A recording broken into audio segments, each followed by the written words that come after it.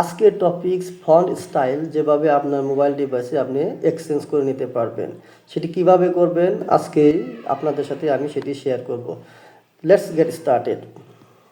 First you have to go to your mobile device setting option, and then you have to go lock screen option। এই lock screen অপশনে click করলে দেখবেন একদম নিচে লেখা আছে যে নিড আদার সেটিং। এখানে নিচে দেখবেন যে অলওয়েজ অন ডিসপ্লে, এখানে ক্লিক করবেন। দেন এখানে দেখতে পাবেন যে রাইট সাইডে ফন্ট FONTS ফন্টস নামে একটি অপশন আছে, সেটাই ক্লিক করবেন। এখানে ক্লিক করলে দেখতে পাবেন ডিফল্টভাবে আপনার যে ফন্ট স্টাইল সেটা কিন্তু দেওয়া থাকে, এবং আপনি চাইলে আপনার ইচ্ছা মতন আপনি চেঞ্জ করে নিতে পারেন।